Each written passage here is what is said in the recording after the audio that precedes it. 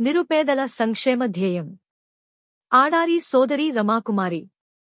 ప్రజాస్వామ్యంలో ప్రజలే దేవుళ్లని, నిరుపేదల సంక్షేమం కోసం నిత్యం పాటుపడుతున్న జగన్మోహన్ రెడ్డిని ముఖ్యమంత్రిగా గెలిపించవలసిన బాధ్యత మన అందరిపై ఉందని Yelamanchili municipal chairman, Visakha dairy director Pilla Ramakumari అన్నారు. జీవీఎంసీ 58వ వార్డు అధ్యక్షులు దాట్ల శ్రీనివాస్ రాజు ఆధ్వర్యంలో నిర్వహించిన ఎన్నికల ప్రచారంలో రమాకుమారి పాల్గొన్నారు. పిలకవానిపాలెం, ఉప్పర కాలనీ, అజంత కాలనీ, శ్రీనివాస్ నగర్, నక్కవానిపాలెం పరిసర ప్రాంతాలలో ఉన్న చర్చిలలో నిర్వహించిన ఎన్నికల ప్రచారంలో భాగంగా చర్చి పాస్టర్లు ఆనంద్ కుమార్ గెలుపు కోసం ప్రార్థనలు నిర్వహించారు. అదే విధంగా రమాకుమారిని దీవించారు.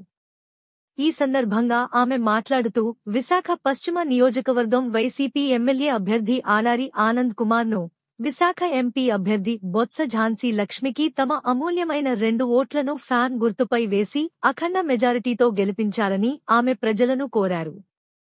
ఈ కార్యక్రమంలో పార్టీ నేతలు, కార్యకర్తలు పాల్గొన్నారు.